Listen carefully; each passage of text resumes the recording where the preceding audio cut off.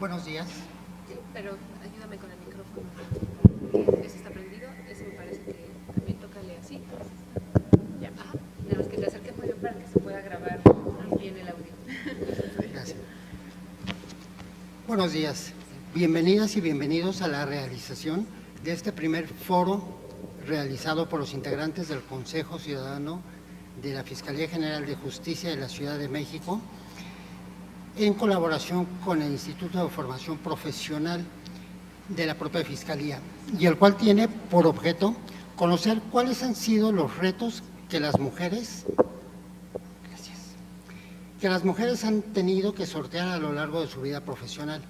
Exposiciones que sin duda darán la oportunidad a este Consejo de conocer la violencia de género a que se exponen las mujeres dentro de la sociedad, y cuyas reflexiones permitirán realizar las propuestas necesarias para hacer eco en los programas de persecución penal y de política criminal 2024, logrando coadyuvar para un eficaz respeto y salvaguarda de los derechos de igualdad, no discriminación, educación, salud, desarrollo en el trabajo y, sobre todo, una vida libre de violencia hacia las mujeres, y respecto de los cuales todas las autoridades, en el ámbito de sus competencias, tienen la obligación de promover, respetar, proteger y garantizar, de conformidad con los principios de universalidad e interdependencia, para de esta forma prevenir, investigar y sancionar las violaciones de los derechos humanos, tal y como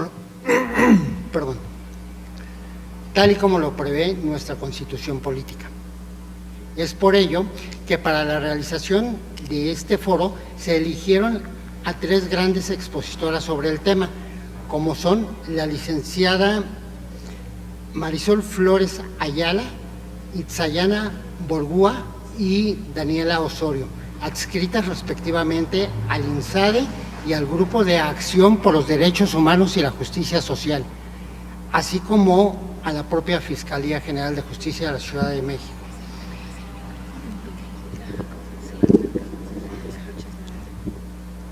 Y quienes nos permitirán identificar a través de sus relatos la problemática que como mujeres han enfrentado. Por lo que, sin mayor preámbulo, siendo las 10:40 del 20 de mayo de 2024, declaro abierto el foro denominado Mujeres y Justicia, cediendo la palabra a mi compañera consejera, maestra Mariana Campos. Gracias. Bueno, pues nuevamente buen día a todas y a todos los presentes y a las personas que nos siguen a través de redes sociales. Bienvenidas a este foro Mujeres y Justicia. Este espacio tiene dos objetivos. Por un lado, seguir visibilizando los obstáculos y retos a los que nos enfrentamos en nuestro actuar cotidiano, las mujeres que nos desempeñamos en el ámbito jurídico, sea cual sea nuestra labor. No es coincidencia que la abogacía fue una profesión tradicionalmente impartida a personas del género masculino, y que si bien en la actualidad cada vez hay más mujeres dedicadas a esta profesión, lo cierto es que siguen existiendo techos de cristal. Es decir, se siguen constituyendo desigualdades sustantivas que reflejan condiciones de discriminación, de hecho, más no de derecho. Seguimos encontrando juzgadores que continúan sin juzgar con una perspectiva de género, aún y cuando existe un protocolo para hacerlo. Seguimos viendo a juzgadores revictimizando a las víctimas. Asimismo, sigue habiendo más jueces que juezas.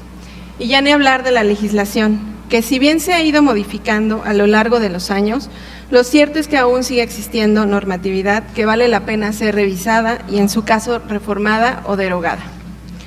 Es por ello que para este Consejo Ciudadano es importante escuchar las voces de las mujeres que en su día a día se enfrentan con diversos obstáculos para llevar a cabo el ejercicio de su labor. Y por ello es un gusto que hoy nos acompañen tres mujeres operadoras jurídicas, que desde sus espacios nos expondrán estos retos. El otro objetivo de este foro es retomar los comentarios y opiniones respecto de la consulta realizada en 2023 sobre el Plan de Política Criminal y el Programa de Persecución Penal, específicamente por lo que hace a la perspectiva de género en la impartición de justicia. Es de importancia señalar que estos dos documentos son elaborados por la Fiscalía General de Justicia de la Ciudad de México. y en su contenido podemos encontrar, entre otras cosas, un diagnóstico de la criminalidad, la calidad del trabajo de los MPs, los criterios de atención a los delitos de atención prioritaria, evaluaciones de resultados y áreas de servicio. Asimismo, podemos encontrar objetivos, acciones y metas a corto, mediano y largo plazo sobre la priorización de los casos en la persecución del delito. Es decir, son documentos que contienen la política criminal encaminada al actuar del órgano autónomo. Sin embargo, como Consejo Ciudadano, lo que más nos importa de esta consulta es la opinión de la ciudadanía. ¿Y por qué es así? Porque las opiniones emitidas se hacen llegar a la Fiscalía con la intención de que éstas sean tomadas en cuenta para el contenido de los documentos rectores de la política criminal, constituyendo así un auténtico instrumento de participación ciudadana. En el caso específico para el desarrollo de la perspectiva de género en la Procuración de Justicia, se realizaron diversas preguntas. Dentro de ellas se hizo la siguiente: ¿cuál es su opinión respecto de las acciones implementadas por la Fiscalía en materia de perspectiva de género en la Procuración de Justicia? De esta pregunta se recibieron 27 propuestas. Aquí me gustaría hacer una acotación.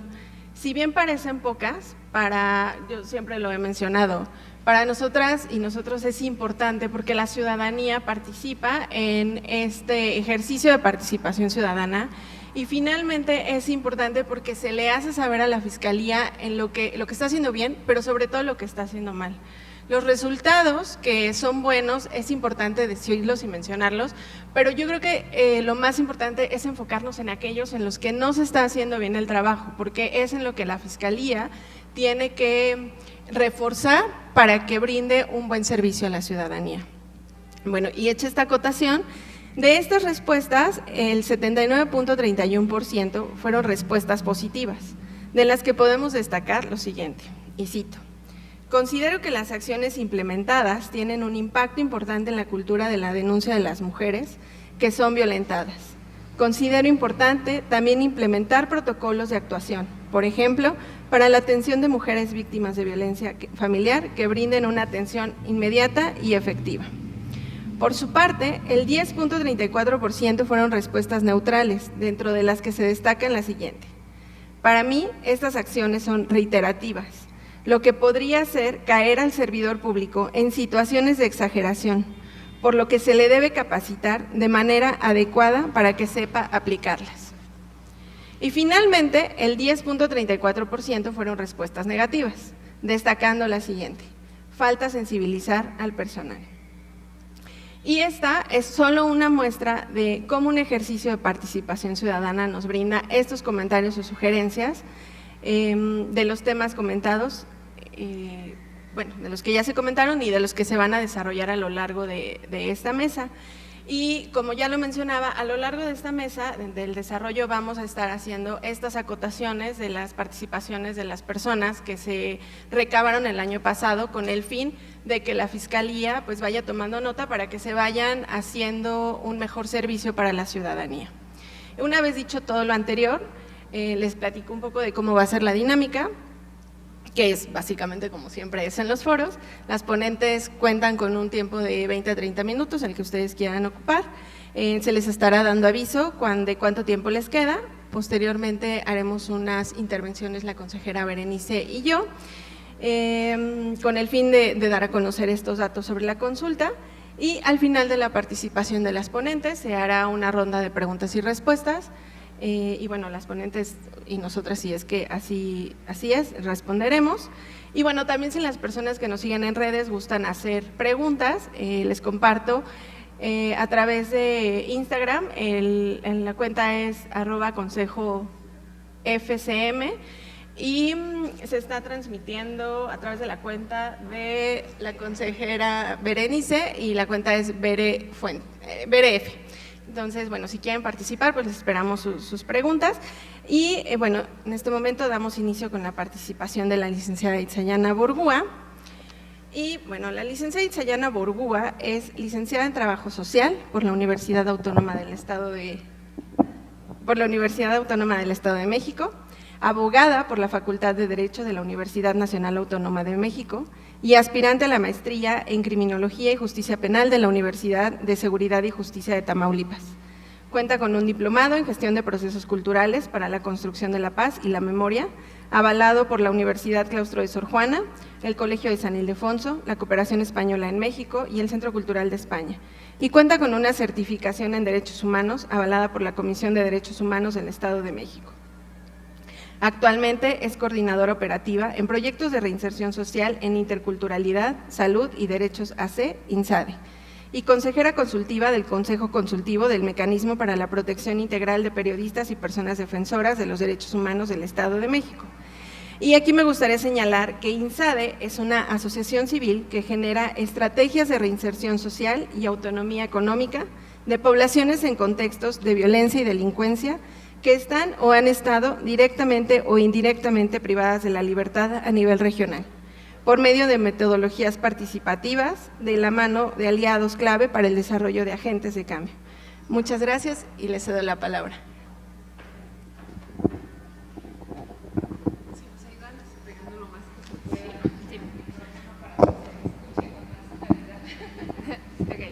¿Sí me escuchan? Sí, perfecto. Primero, agradezco al Consejo Ciudadano de la Fiscalía General de Justicia de la Ciudad de México por este espacio y a cada una y a cada uno de ustedes que se tomaron el tiempo de acompañarnos para escuchar uno de los temas que nos deben de preocupar y ocupar a todas y todos. Pues considero que para crear un México más justo, libre de discriminación y de reincidencia delictiva, debemos voltear a ver a aquellas poblaciones, sobre todo a las mujeres, y situaciones que por mucho tiempo han estado en la sombra de la exclusión. Quizás alguna o alguna de ustedes se ha enfrentado a la situación de no tener una credencial para votar y de experimentar la frustración de que un documento atrase un trámite que te es urgente, ya sea porque necesitas realizar un trámite de índole educativo, salud, trabajo, etcétera. Esto lo retomo porque justicia también para las mujeres es tener acceso y participación a la democracia. Bueno, pues ahora las y los invito a imaginar salir de prisión y no contar con un medio de identificación que te permite comprobar que eres la persona que dices ser. Y en consecuencia eso provoque que te quedes en el imaginario de la encarcelación, es decir, de la culpa y el etiquetamiento, como si la privación de la libertad no hubiese sido una condena suficiente.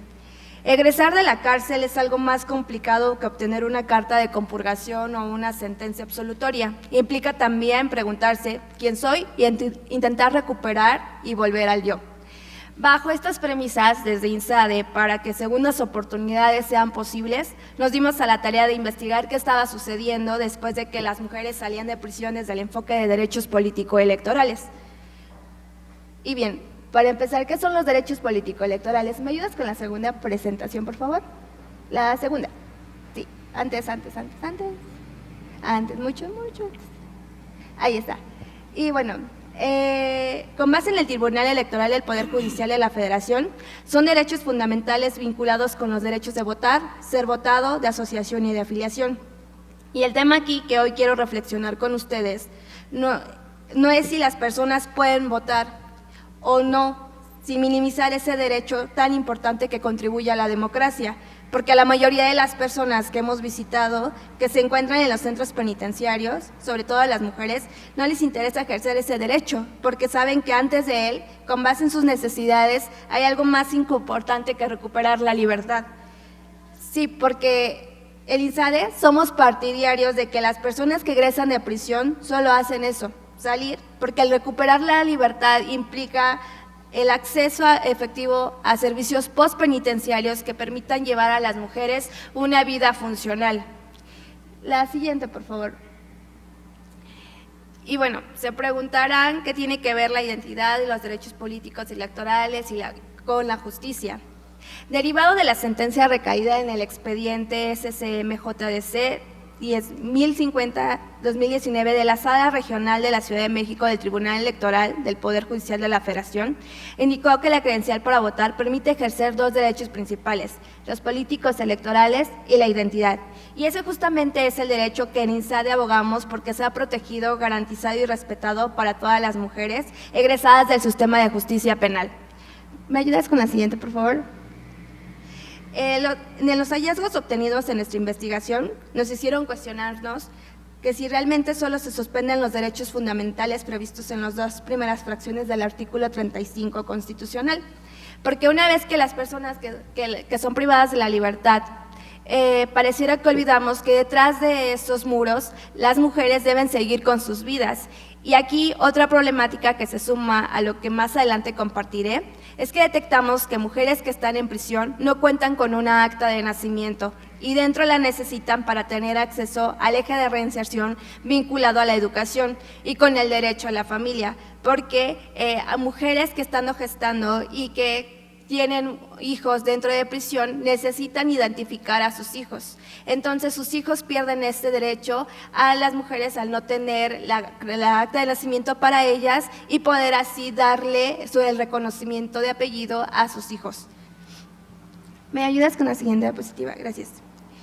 Bueno, INSARE lleva más de 2 años trabajando con personas egresadas del sistema de justicia penal en entidades como Ciudad de México, Estado de México, Tlaxcala, Nuevo León, Yucatán, Nayarit, Jalisco, Coahuila, sumando así a más de 7,100 personas beneficiadas. Entre estas, nuestra población de más del 50% han sido mujeres beneficiadas. De este universo de personas, algunas de estas mujeres han tenido complicaciones para realizar el trámite de reincorporación al padrón electoral, situación que las obstaculiza para ejercer otros derechos. Dichas barreras han estado relacionadas con la atención en los módulos de atención ciudadana, con el trámite del acta de nacimiento, en el retraso de la carta de compurgación o para presentar un comprobante de domicilio. En el caso de las mujeres preliberadas, algunas de ellas desconocían que pueden acceder a la credencial para votar solo como medio de identificación, al menos en la Ciudad de México. Sin embargo, esta forma de poder adquirir la credencial para votar en la Ciudad de México, en muchos estados de la República no se puede tener acceso, dado que desafortunadamente ni siquiera se sabe si hay una coordinación de servicios postpenitenciarios para las mujeres que egresan de prisión. La siguiente, por favor. Entonces, recuperar la libertad después de prisión implica tener el acta de nacimiento. Sin embargo, parte de la población que egresa de prisión y sobre todo las mujeres durante el encarcelamiento pierden sus redes de apoyo y se trata de mujeres que al salir no tienen medios económicos para movilizarse. Por eso, en los escenarios en los que deben acudir al registro civil en la entidad donde las registraron, no solo deben cubrir el costo del transporte, sino de todo el trámite para hacer modificaciones de apellidos al acta de nacimiento, si es su caso. Siguiente, por favor. Y seguro dirán, si hay más problemas dentro de todo esto. Sí, desafortunadamente hay un mar de problemáticas y ya que el acta de nacimiento no es el único requisito para realizar el trámite para la credencial para votar, sino también contar con una identificación con fotografía expedida por una institución reconocida y constituida.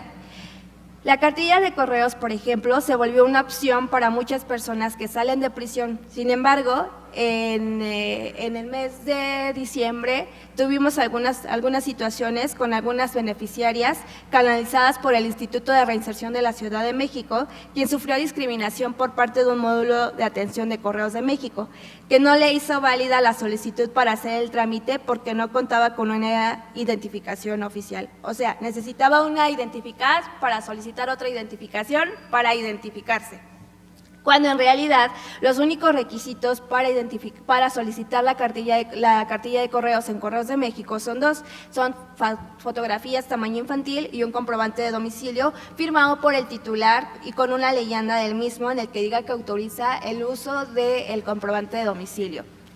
La siguiente, por favor. La siguiente. Listo. Bueno, no me gustaría ser fatalista, pero no, tampoco espero abrumarlos, pero hoy hablaremos de más problemas.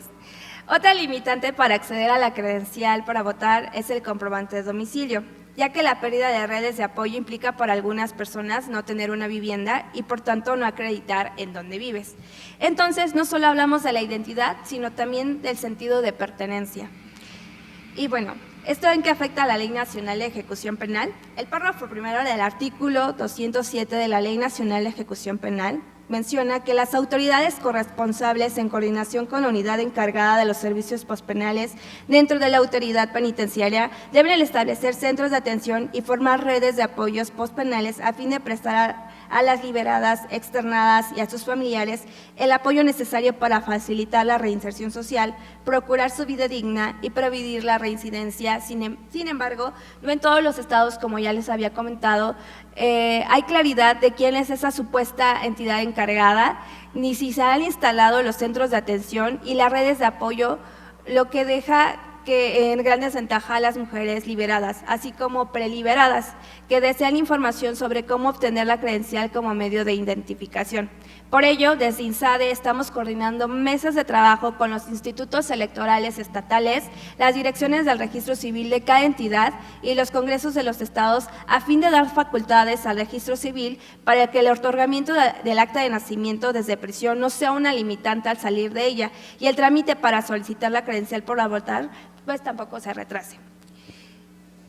Con base en el Acuerdo Histórico para los Derechos de Personas que egresan de las cárceles mexicanas del 2017, entre el Instituto de Reinserción Social de la Ciudad de México y el Instituto Nacional Electoral, las personas preliberadas pueden tener acceso a la credencial para votar únicamente como medio de identificación. Desafortunadamente, reitero, no todos los estados tienen la suerte de contar con un instituto de reinserción social como el que contamos aquí en la Ciudad de México, lo que coloca a muchas mujeres en situaciones de desventaja debido a que la credencial para votar no solamente es eso, sino es un pase para poder tener acceso a otros derechos. Y sin ella, los ejes de la reinserción social se ven afectados, ya que no se puede obtener un trabajo si no tienes cómo identificarte o en su caso tener acceso a trámites financieros, siendo estos importantes para aquellas personas que deciden emprender en libertad. Sobre todo nosotros en INSADE tenemos un programa de formación que se llama Impulso Laboral, en donde las personas canalizadas por el Instituto de Reinserción Social llegan a INSADE y nosotros les damos una preparación en 3 categorías, en donde primero damos toda la parte de habilidades socioemocionales, posteriormente sociolaborales. En la parte de habilidades sociolaborales nosotros les damos algún taller referido a auxiliar de cocina, de serigrafía, etcétera, incluso también de panadería, en donde las mujeres pueden aprender estos oficios y de esa manera también ellas emprender sus propios negocios referidos en alguna de estas áreas. Sin embargo, también hay mujeres que ya estando en prisión, ellas ya tenían algún emprendimiento, incluso hay muchas mujeres que podrían dedicarse dentro aprendieron a poner uñas, cuestiones de belleza, o también mujeres que aprendieron a cocinar desde dentro de prisión, que también ya eran panaderas. Entonces, lo que hacemos es reforzar esas ideas, esos micronegocios que ellas ya tenían desde prisión para que afuera las puedan emprender. Entonces, para nosotros es muy importante que ellas puedan identificarse para obtener trámites financieros, sobre todo de crédito, para que ellas puedan sí, claro, tener acceso a un crédito bancario y de esta manera puedan llevar a cabo sus emprendimientos y con esto también autoemplearse. Rosa Isela Rodríguez Velázquez, titular de la Secretaría de Seguridad Pública y Ciudadana, informó en el 2023 que al momento 7.732 personas habían sido beneficiadas mientras los esquemas de preliberaciones y amnistías. 7,000 personas que si no son acompañadas y que no tienen esta documentación tan necesarias, podrían caer en la reincidencia delictiva. Expuesto lo anterior, es que desde INSADE realizamos la propuesta con iniciativa de proyecto de decreto por el que se reforma el artículo 155, párrafo 8 de la Ley General de Instituciones y Procedimientos Electorales. Esta propuesta la presentamos ante el Senado de la República el 6 de diciembre, gracias al senador Rafael Espino de la Peña. Dicho párrafo a la letra dice: la Dirección Ejecutiva del Registro Federal de Electores reincorporará al padrón electoral a los ciudadanos que sean rehabilitados de sus derechos políticos, una vez que sea notificado por las autoridades competentes o bien cuando el ciudadano acredite con la documentación correspondiente que ha cesado la causa de suspensión o ha sido rehabilitado en sus derechos políticos. Buscando adicionar al texto lo siguiente.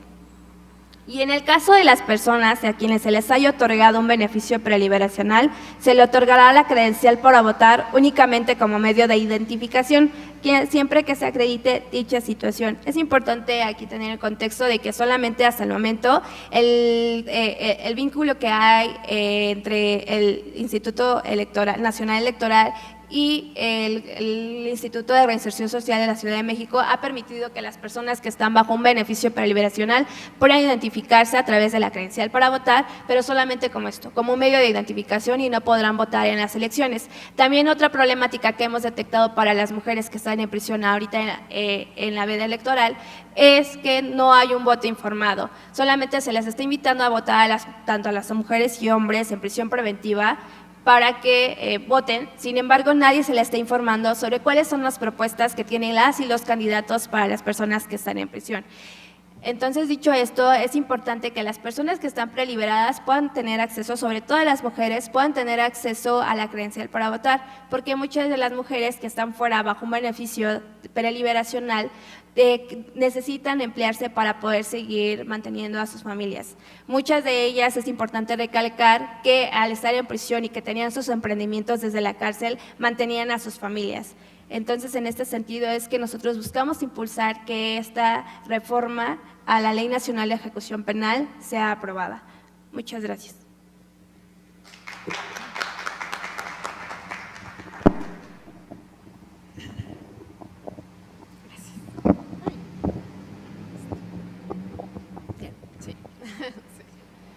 Bueno, pues continuando con el ejercicio que les mencionaba hace rato de retomar las propuestas, sugerencias o comentarios que hace la ciudadanía en relación al plan de política criminal y al programa de persecución penal, me gustaría traer a colación una de las preguntas que se hicieron en esta consulta, en donde se preguntaba: ¿considera que con las acciones llevadas a cabo en materia de perspectiva de género a cabo por la Fiscalía General de Justicia de la Ciudad de México se contribuye a dar una respuesta a la situación de violencia hacia las mujeres y niñas, y por qué? Hubo una participación de 22 personas, que esto se traduce en un 78.57% de respuestas positivas, destacándose la siguiente: sí se contribuye, pues con las unidades de medida de protección es posible proteger a la víctima aun si ella no lo solicitó. Y sí la solicitan. Sin embargo, aún falta la implementación de herramientas que permiten la eliminación de las conductas violentas contra las mujeres y las niñas. Por su parte, el 7.14 brindó respuestas neutrales, destacando que solo están aplicando sanciones públicas a servidores públicos de la Fiscalía General de Justicia y esto mejorará el servicio. Y el 14.28 fueron respuestas negativas, señalando que se considera que esto ha generado más violencia. Y bueno, le cedo el uso de la voz a mi compañera consejera Berenice. Muchas gracias. Gracias por la asistencia, la participación, a mis colegas consejeras, consejeros, asistentes en el público, nuestras ponentes y a quienes nos ven en este momento, nos van a ver después también en las redes sociales. Este Consejo Ciudadano ha intentado hacer esfuerzos por recopilar información, tanto al interior de la Fiscalía, cómo está funcionando, cuáles son esos avances, las falencias también que hemos detectado en la operación de la institución, y hacia el exterior a través de ejercicios como la consulta. Este año vamos a cambiar un poco la dinámica de la consulta sobre el plan de política criminal y el programa de persecución penal. Ya no lo haremos en un solo momento de 2 días de foro y entonces ahí se vierten todos los comentarios y un mes para el cuestionario virtual. Más bien iremos dosificando la recopilación de información, porque lo que detectamos el año pasado es que es tanta información que es difícil incluso que la ciudadanía pueda dar una opinión de todo, de absolutamente todos los rubros, y colapsa también el análisis de esa información y se convierte en datos inútiles en algún sentido porque no pueden ser articulados de forma lógica y coherente. Ahora, el año pasado, a ese plan y programa que se presentó y se hizo la consulta, se hicieron varios comentarios. Yo voy a retomar unos que no están dentro de las memorias, pero que nos compartió una persona, colaboradora del Instituto Mora, la maestra Gail Aguilar, y ella colocaba importantes elementos respecto de la Procuración de Justicia, que ahora Quetzayana nos mencionaba el tema de la credencial de lector, también viene a mi mente, y a ver si nos lo puedes aclarar en ronda de preguntas y respuestas, ¿no? Cómo desde la Procuración de Justicia, desde el momento en que las mujeres están pensadas solo en el rostro de ser víctimas, y cuando ya somos pensadas como la mujer acusada, señalada como responsable, incluso institucionalmente cambia el trato que se te da. Y entonces empiezan esas restricciones o esa falta de consideración respecto de cuál va a ser el impacto de que no tengas esa credencial de lector, que no tengas acceso a otros documentos importantes, porque la Fiscalía, dentro de las acciones que implementa, al momento en que visitamos mis colegas y yo los centros de atención a víctimas, una de las cosas que nos decían es, les ayudamos a las mujeres a recuperar sus documentos personales. Por ejemplo, mujeres que han sido víctimas de violencia de género, les ayudamos a que recuperen actas de nacimiento si tuvieron que salir corriendo del domicilio. Claro, ese es un supuesto. ¿Y qué hacemos con las mujeres que son señaladas como responsables y también necesitan esos documentos personales porque la vida sigue dentro de un proceso? Ahora, lo que menciona Gail respecto de la incorporación de la perspectiva de género, y creo que enlazaremos aquí resultados de la consulta previa, del programa previo con el que vamos a evaluar este año, uno de ellos era el programa y el programa de acción penal y el plan de política criminal mencionan la perspectiva de género, pero no tiene desagregada con precisión y detalle cuáles son las acciones con las que se está transversalizando en la institución, en todas las áreas y en la persecución de todos los delitos, esa perspectiva. Y suele ser un tema complejo porque también otra ponente de ahí del foro y que retoma la misma Gail, la maestra Volga, señalaba el colapso de las fiscalías y la subespecialización que hemos hecho de las fiscalías, ¿no? Fiscalías especializadas para muchos tipos de delitos. Y luego, claro, esto tiene su punto positivo y negativo, el fenómeno criminal tiene particularidades, de algún modo a eso atendió la creación de fiscalías especializadas. El obstáculo con la perspectiva de género es que, por ejemplo, crear una fiscalía para la atención de delitos de los que son víctimas las mujeres, entra en la duda de la propia persona que está involucrada en un procedimiento penal. Bueno, si yo estoy involucrada en un caso de feminicidio o tentativa de feminicidio, ¿voy a entrar por ese tipo de delitos o voy a entrar al área que persigue un homicidio y que regularmente los empiezan a conocer así, primero como homicidios, aunque no debiera ser? Pero ¿por cuál de las dos entro? ¿Sí? Me pasó por ser mujer y cómo identifica la institución ese análisis. Entonces, Gail refiere a que no tendríamos que hablar de delitos de género, porque además penalmente no existen los delitos de género, tendríamos que hablar sobre cómo se explica dentro del plan y el programa que cada uno de los delitos previstos en un código penal pudieran estar motivados por razones de género. Y a partir de ahí que el plan y el programa expliquen qué criterios sigue una fiscalía para determinar hacia dónde va a mandar la investigación, hacia qué fiscalía especializada, una vez que detecta esas razones. Entonces, bueno, esos son de los primeros comentarios que hago de esta consulta. Muchas gracias, consejera. Y bueno, en este momento le damos la palabra a la licenciada Marisol Flores Ayala. Ella es directora de la Unidad de Género de la Fiscalía General de Justicia de la Ciudad de México. Bienvenida.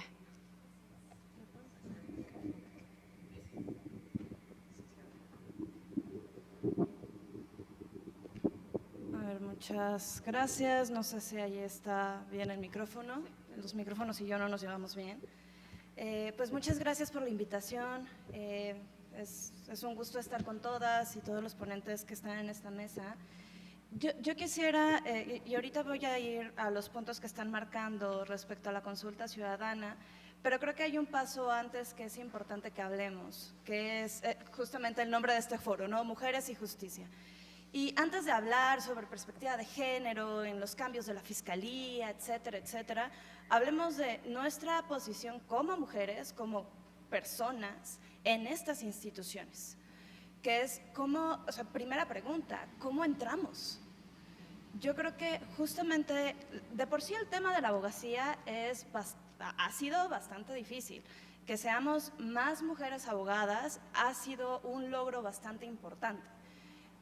No sé, o sea, años atrás entrar a la Facultad de Derecho y que la mayoría de tus compañeros fueran hombres, o que te dijeran, ¿cómo es que tú vas a ser abogada si no tienes el carácter fuerte que se necesita para ser abogado? Entonces, eso es como el primer obstáculo que enfrentamos, y el siguiente obstáculo, que no es solamente la abogacía, es la procuración de justicia. O sea, si de por sí la abogacía es, si lo queremos describir en una posición, o sea, como en colores, y de por sí la abogacía es este sepia horrible que tratamos de entrar, la procuración de justicia es un color aún más horrible para nosotras, porque es este ambiente mucho más hostil, mucho más masculino, en donde, pues claro que tiene que ser así, porque es atrapar a los malos. Entonces, este ambiente tan hostil, más allá de las críticas que podamos tener al respecto, es cómo nosotras como profesionistas logramos poder, una, trabajar de lo que sea, y dos, tener puestos de poder, ¿no? Que es el tema que es bastante importante que hablemos primero de cómo nosotras como mujeres ocupamos esos puestos y ocupamos los lugares que hemos sido aisladas por mucho tiempo. Y la procuración de justicia, perdónenme, pero es machista por naturaleza. Entonces, en ese sentido, yo sí creo, a ver, como fiscalía nos falta mucho. Y yo creo que todas las personas que estamos en la fiscalía somos conscientes de eso, y es justamente esa conciencia de lo que falta, lo que necesitamos para hacer acciones para mejorar. Eso es importante, o sea, es importante reconocer cuáles son los retos que tenemos por delante. Y con eso en mente, o sea, sí creo, independientemente de cuáles sean nuestros posicionamientos específicos, partidarios, etcétera, yo sí creo que tener mujeres como titulares de las procuradurías de justicia es un gran paso. Es bastante importante, que es justamente lo que tuvimos con la fiscal Ernestina, justamente lo que tuvimos después, que fue la creación de la coordinación de género. Y es muy interesante esto que mencionan, de si existen o no los delitos de género, de cómo aplicar la perspectiva de género en los delitos. Sí creemos que la creación de una coordinación de género fue un paso importante en la transición de Procuraduría a Fiscalía. Porque si ustedes ven cómo estaba la estructura anterior de la Procuraduría de la Ciudad de México, teníamos subprocuradurías, que es descentralizadas, especializadas, y víctimas. Pero víctimas es atención, porque eso es solamente perspectiva de género. Atención, y lo digo con sarcasmo, ¿no? Es esta falta de comprensión de lo que es la perspectiva de género y la investigación.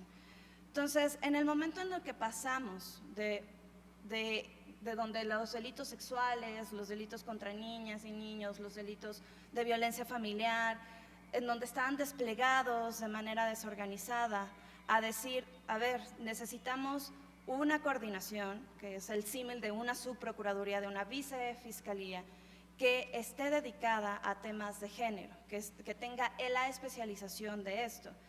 Y esta idea, yo coincido bastante en que la perspectiva de género tiene que ser, ¿cómo es esta palabra? Transversal, con todos los delitos, porque vaya, a mí me pueden robar en la calle, pero la razón de por qué me están robando es porque claramente me vieron más vulnerable por ser mujer.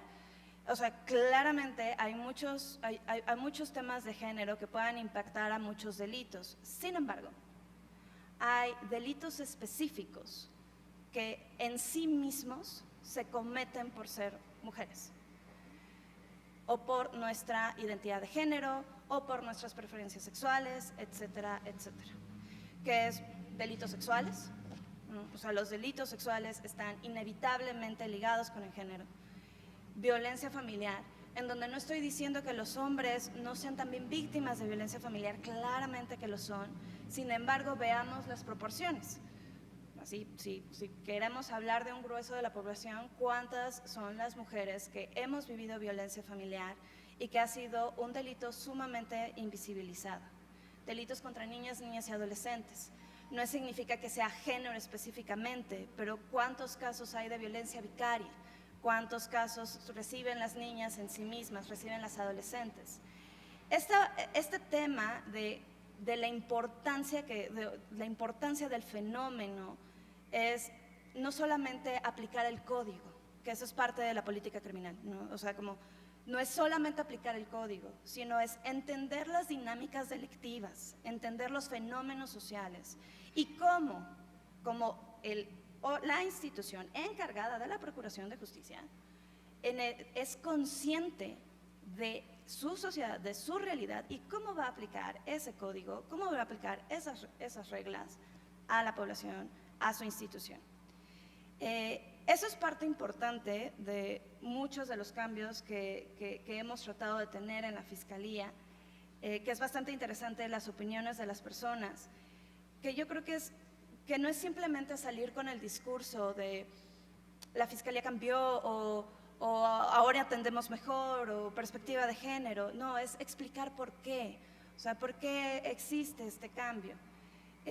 Y yo lo dividiría en tres, ¿no? La parte clara de la atención es básica, es esto a lo que nos enfrentamos cuando vamos a cualquier agencia, al búnker, a la coordinación, es a quién nos recibe, cómo nos recibe, esta parte de sensibilización que tanto nos critican, eso es importante.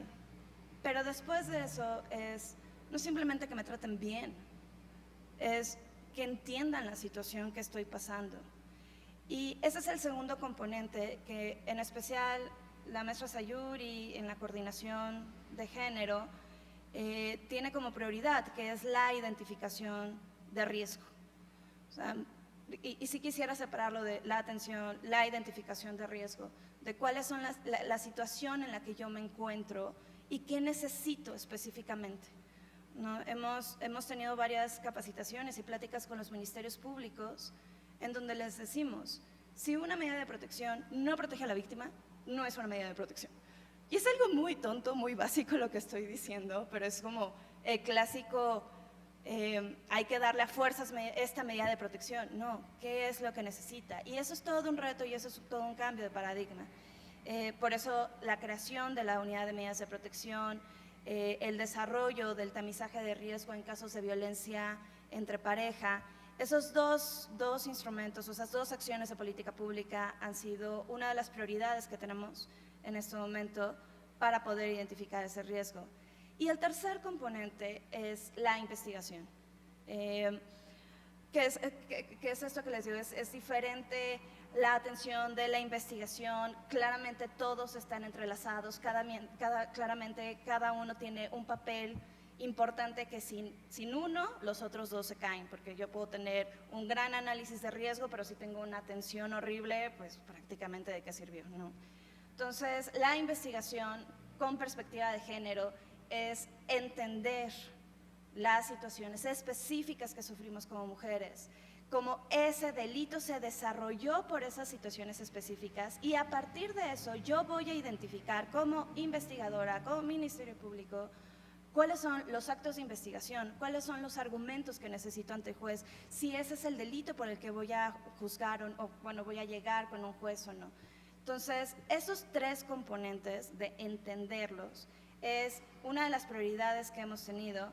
Y tocando este tema de política criminal, creo que parte, y regresando con lo que decía al principio, la importancia de que estemos mujeres en lugares de tomas de decisiones, que es claramente los homicidios son importantes, claramente los robos en transporte público, los robos a personas transeúntes, claramente son importantes porque afecta a nuestra seguridad como ciudadanía.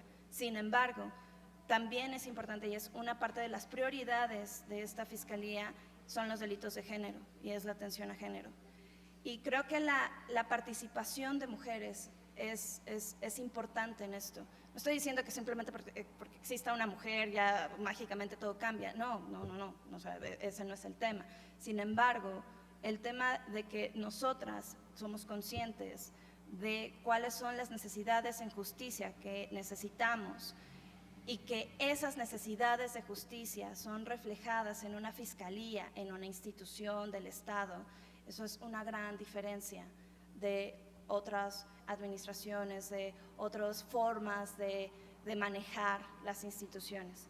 Entonces, es un poco, perdón si los confundí un poco, pero sí me gustaría que estas discusiones de mujeres y justicia partamos de primero nosotras como personas para entrar a estos espacios y lo que cada una de nosotras hemos tenido que hacer y hemos tenido que enfrentar para poder estar en los puestos.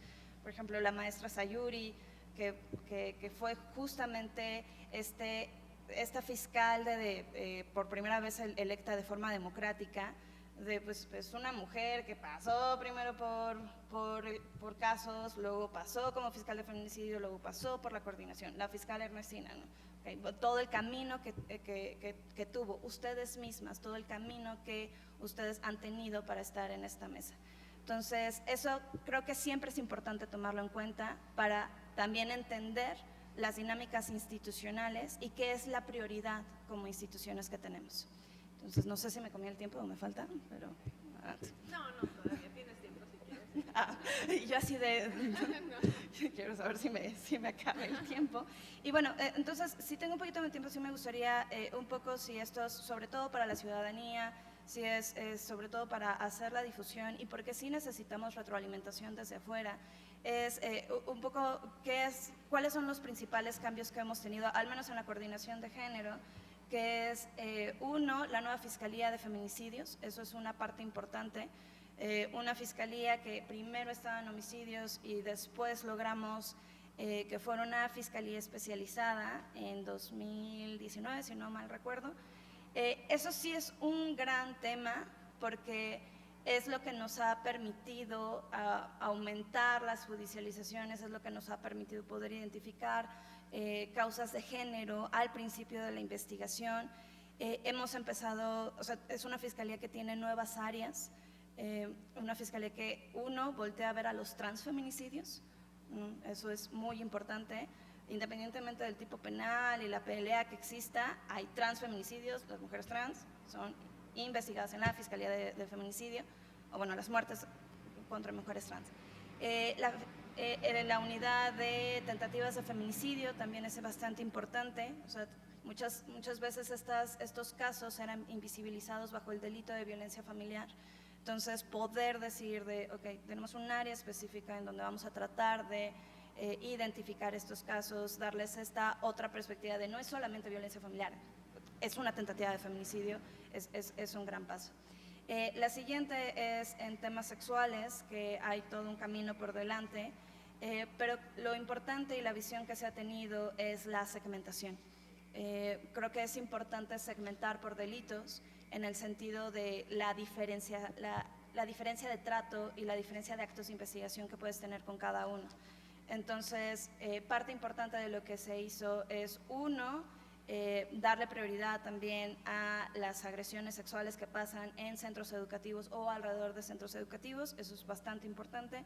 La siguiente es delitos contra la intimidad sexual, que es justamente esta nueva reforma que tenemos de la Ley Olimpia, y la otra es poder segmentar entre delitos sexuales hacia personas mayores de 18 años y delitos que van en contra de niñas y adolescentes. La perspectiva cambia es importante saber cómo ambos fenómenos criminales se mueven en cada uno y esa segmentación ha servido para eso.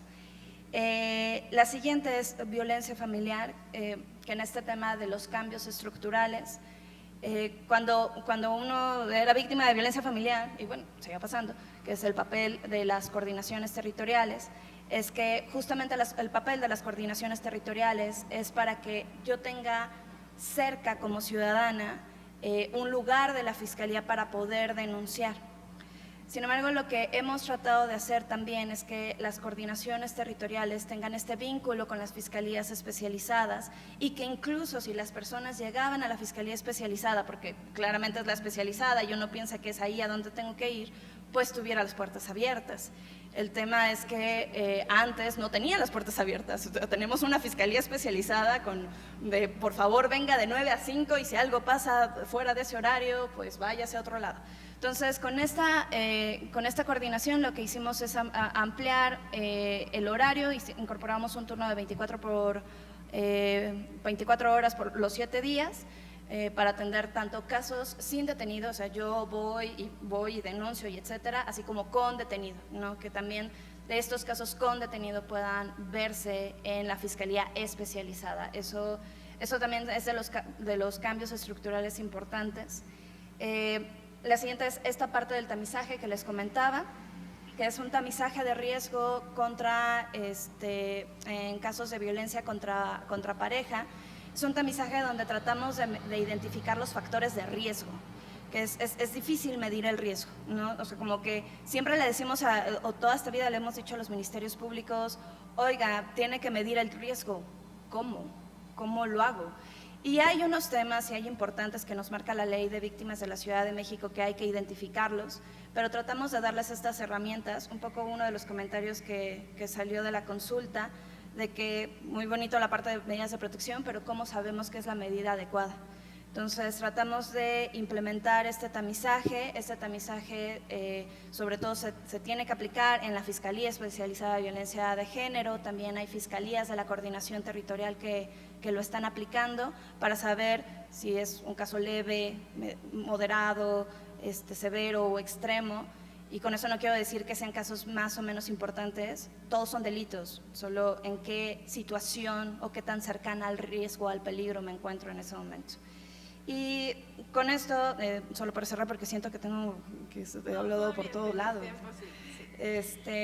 la unidad de medidas de protección.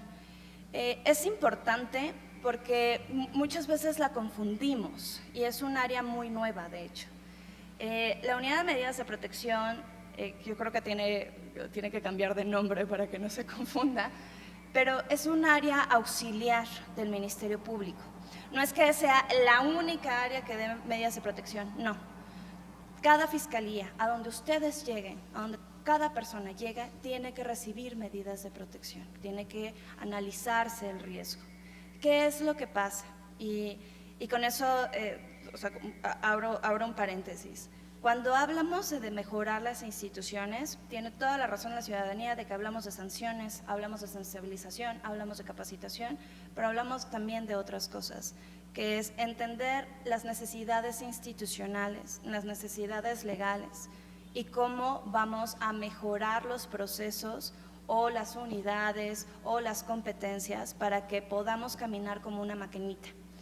Es una forma muy reduccionista de hablar de instituciones, pero al final es eso, ¿no? Cómo podemos todos trabajar iguales, nada de que si pasa en Milpalta, yo aquí en Cuauhtémoc nunca me enteré. Ese es un gran reto. Entendido en eso, cuando hablamos de medidas de protección, no es simplemente darte la medida con un oficio y decirle, ahí está, usted está protegida ahora.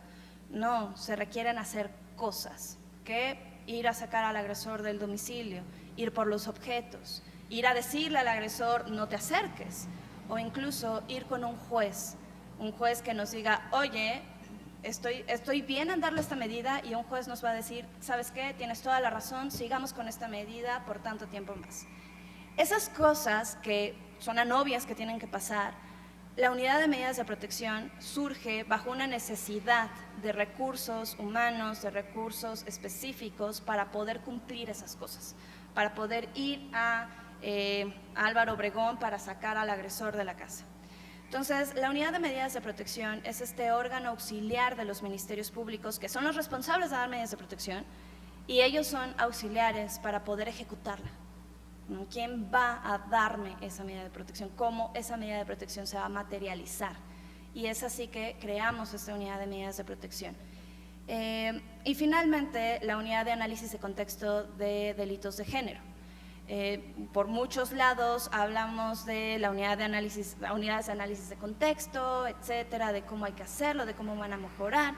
Y en esta administración tenemos esta unidad de análisis de contexto que lo que busca es identificar patrones, poder identificar mejor la naturaleza de los fenómenos delictivos con perspectiva de género para poder así establecer, acciones de política pública mucho más concretas, mucho más eficaces, poder decir, ok, aquí tienes un foco rojo o no. Cuando hablamos de violencia familiar a veces se nos hace muy difícil, porque cuando hablamos de delitos sexuales esto tiene mucho sentido, ok, tengo un foco rojo en los límites entre Iztapalapa y Venustiano Carranza, por poner un ejemplo, ¿no? Entonces, esta unidad, nuevamente en esta idea de ser auxiliares del Ministerio Público, de apoyar al Ministerio Público, que es el que está de 8 a 8, sin descanso y sin horas de comer a veces es que se dedica a estar atendiendo, que se dedica a estar haciendo escritos, ¿cómo le vamos a dar nosotros como institución, como Fiscalía General, las herramientas para que pueda hacer su trabajo? Entonces, no es simplemente capacitar y habilitar, y es capacitar, sancionar, o sea, eso es importante y eso es responsabilidad que tenemos como Fiscalía de ver quién está trabajando con nosotros, eso sí, pero también está este otro lado, que tiene que ver cómo Fiscalía vamos a darles las herramientas, los recursos a nuestro personal para que operen y para que hagan lo que tienen que hacer. Entonces, esa es bastante la perspectiva que estamos teniendo como Fiscalía y creo que en esto no sé si se responde a esta parte de la perspectiva de género, pero no es simplemente en la implicación de protocolos, sino que es qué acciones voy a hacer con perspectiva de género en el sentido de qué acciones necesitan las mujeres víctimas de delito, las mujeres que acuden a esta fiscalía y cómo como institución tengo las capacidades para atenderla. Entonces, ahora sí. Muchas gracias.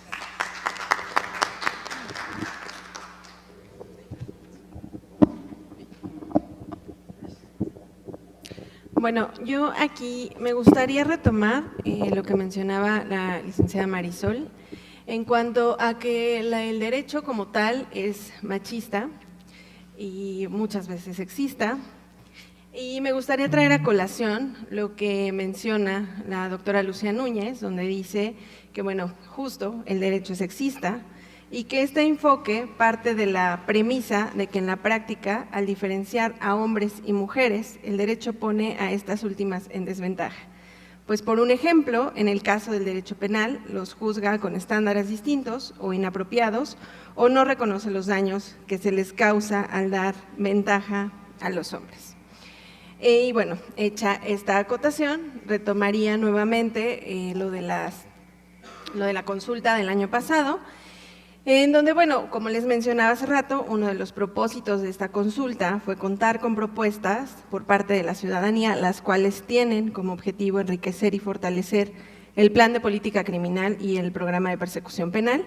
Y en ese sentido, la ciudadanía hizo algunas propuestas, en donde les comento algunas. Una de ellas es crear más centros de atención a víctimas, actualmente se cuenta con 5 centros. Otra sería implementar más protocolos de actuación que brinden atención inmediata y efectiva, que justamente es lo que mencionaba ahorita la licenciada Marisol. Otra de las propuestas es que es necesario que las instalaciones cuenten con personal especializado, con capacitación idónea para la atención a víctimas y que promuevan la cultura del respeto a los derechos humanos y a la perspectiva de género.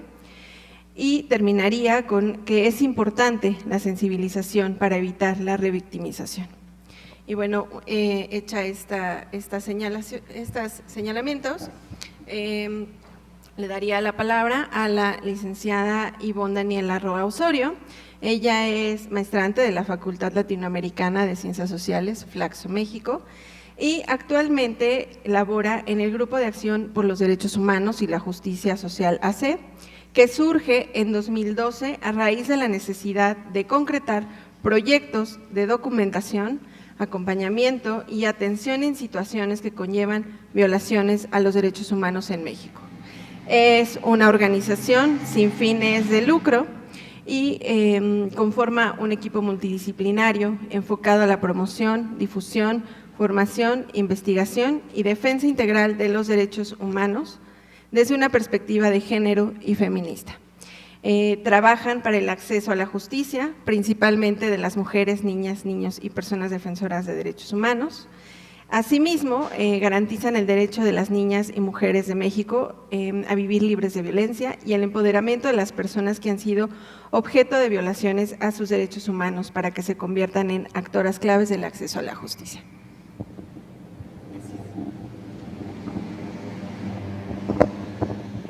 Bueno, primero que todo quiero dar gracias al Consejo Ciudadano de la Fiscalía General de Justicia de la Ciudad de México por esta invitación. Es muy valioso justo que se haga una reflexión sobre la perspectiva de género en la política criminal y sobre todo cómo esto impacta en la vida de las mujeres y las niñas, ¿no? Que no es algo aislado, sino que realmente tiene un impacto tanto en la integridad como en sus vidas.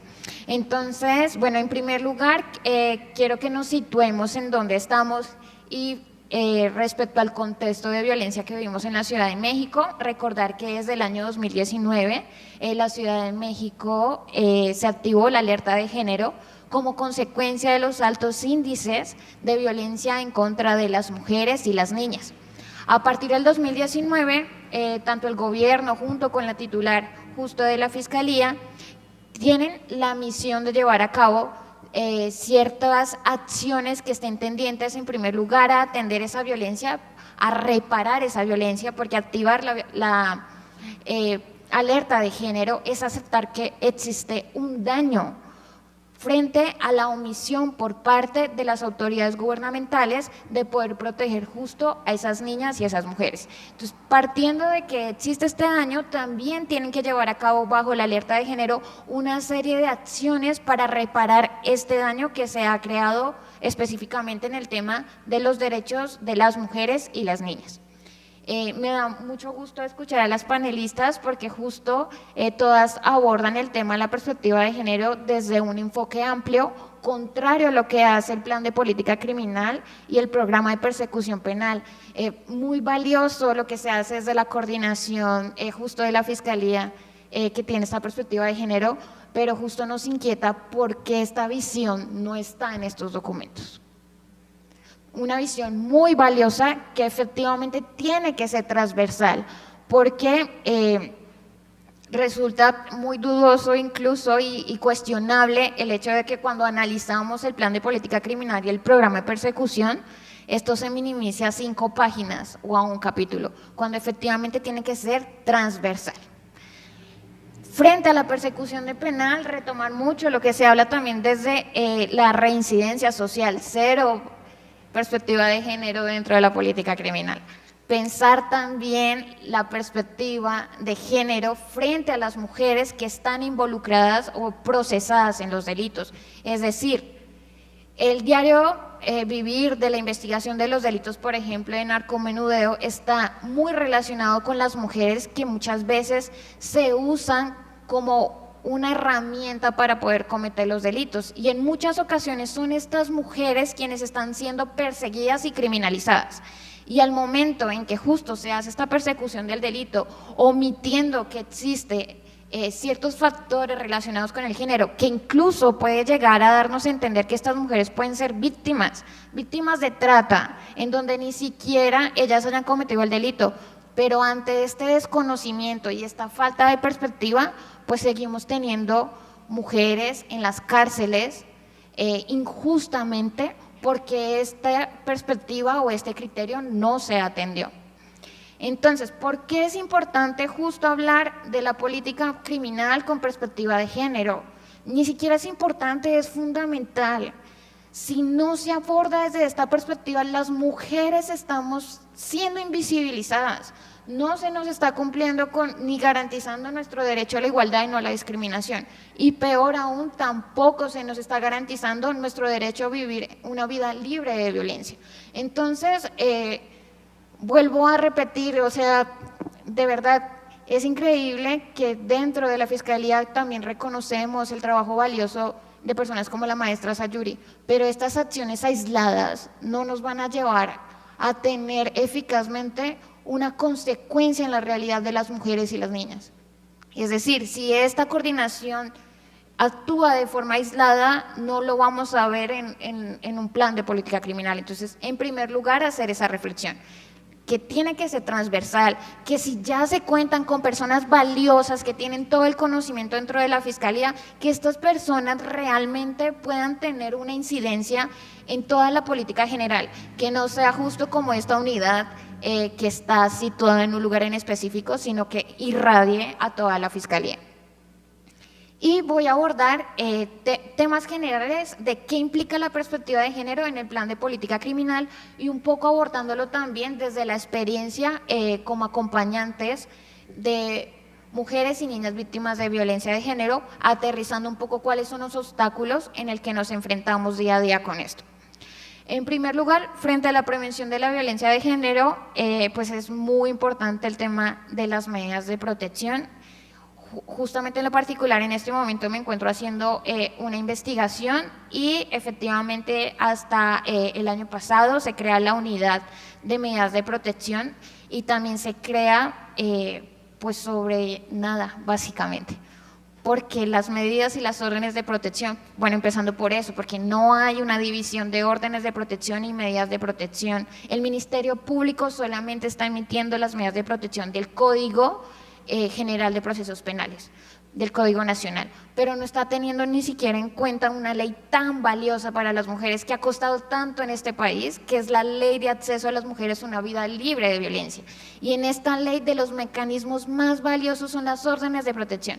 Sin embargo, en la Ciudad de México se siguen sin operar estas órdenes de protección, que incluso llegan a ser un mecanismo un poco más adecuado, porque en muchas ocasiones ni siquiera necesitan esta intervención judicial, ¿no? Lo que permite que el Ministerio Público tenga un mayor actuar ante un incidente de emergencia o de urgencia. Frente al tema de justo de órdenes de protección todavía pues hace falta mucho.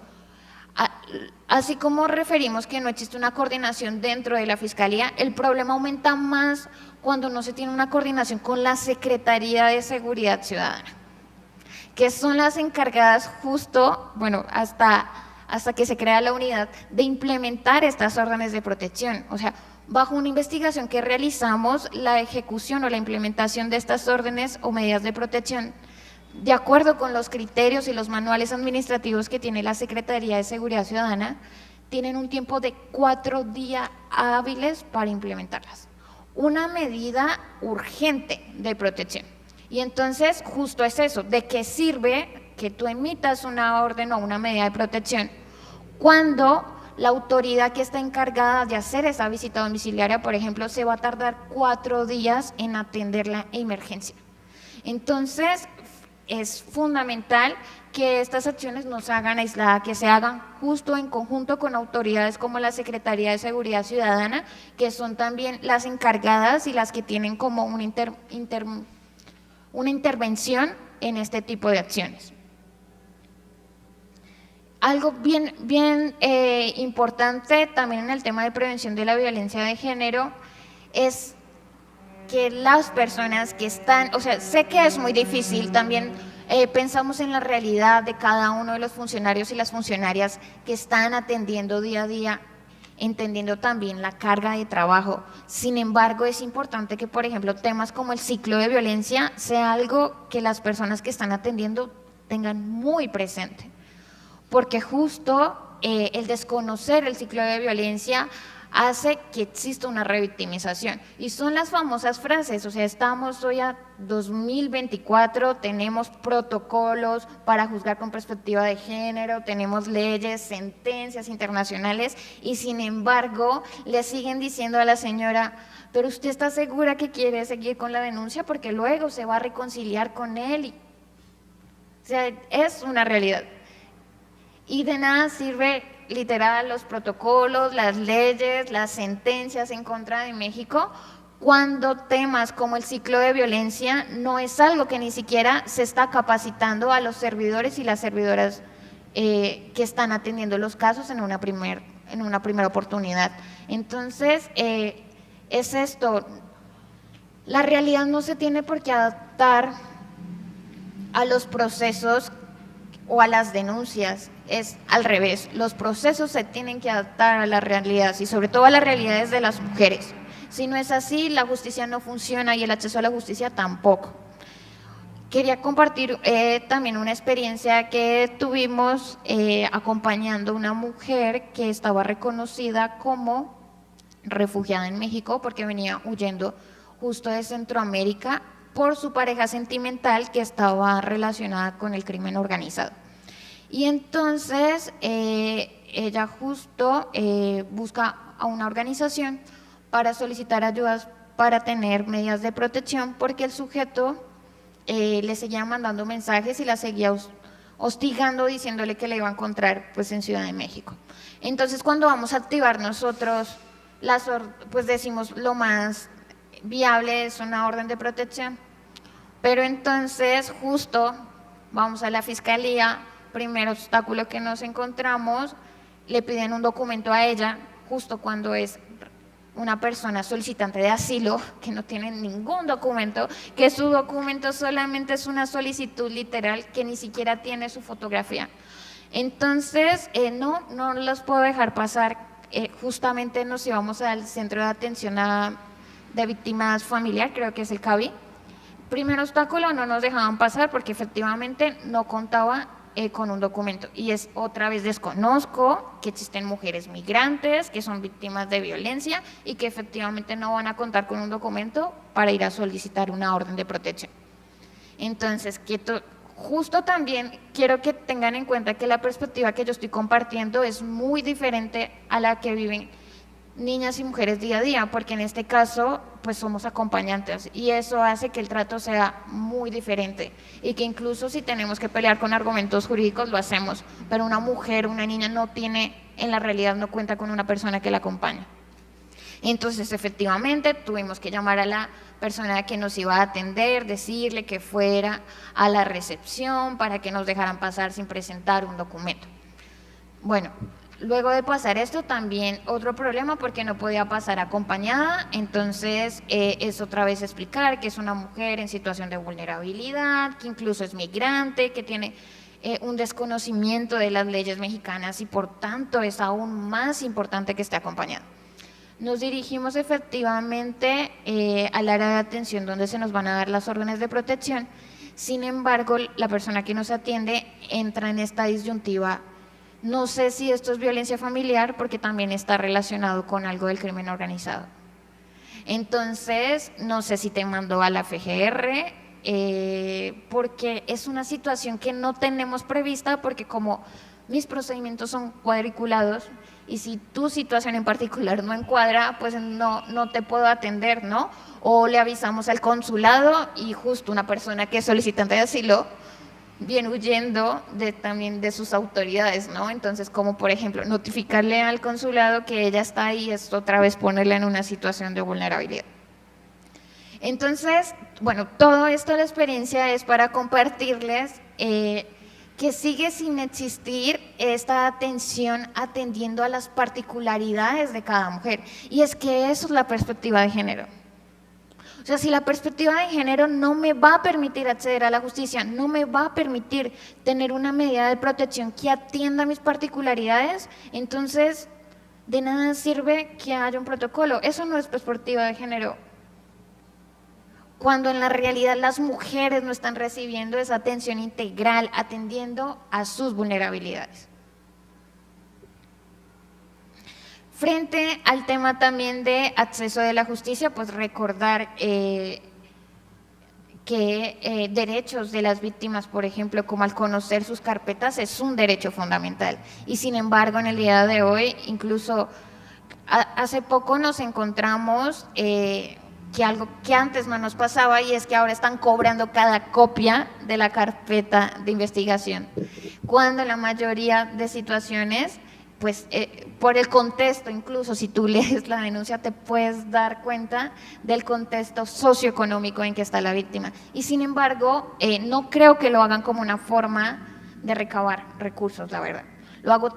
Creo que lo hacen como una forma igual de seguir obstaculizando ese acceso a la información para que yo pueda verificar justo en mi carpeta qué actos de investigación se han realizado.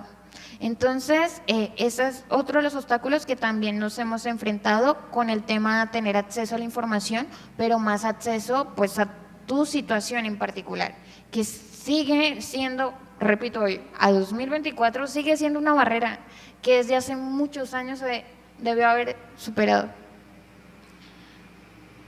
Y frente al tema de datos y análisis desagregados por género, pues creo que acá también es una falencia muy grande de la Fiscalía, porque justo cada dependencia maneja diferentes datos. O sea, yo ahora lo estoy viviendo con las solicitudes de acceso a la información, en donde no hay cifras claras, no hay una clasificación de acuerdo al tipo de violencia que sufre una mujer. Algo que también es importante mencionar es que en los centros de justicia, por ejemplo, la mayoría de medidas de protección que se están otorgando se están solicitando al juez. Entonces, justo vamos otra vez ¿de qué sirve que el Ministerio Público tenga esta facultad de emitir órdenes de protección si lo estamos redirigiendo hacia lo judicial, cuando no en todos los casos pues es necesario? Y por último, hablar de la participación de sociedad civil pues de forma activa, porque efectivamente a nosotras y a nosotros nos llaman en momentos específicos.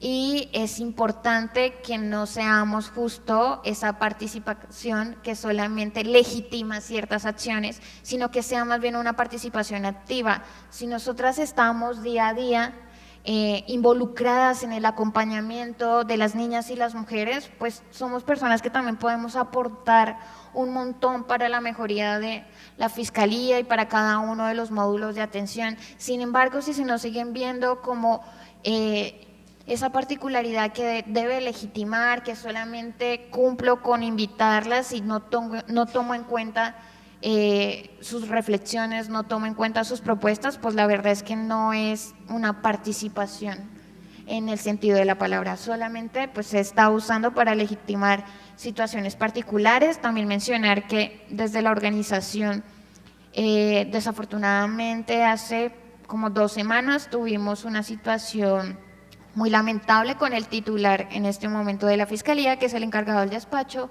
en donde al momento de atender a una de las madres de desaparecidas, que es el caso de Carmen, que es mamá de Pamela Gallardo, pues ella sufrió violencia por parte de esta persona, quien pues es la cabeza de la Fiscalía.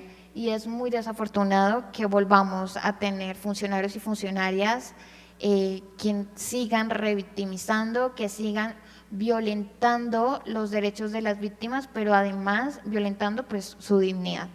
Entonces, de forma general, este sería como mi aporte. Muchísimas gracias por la participación.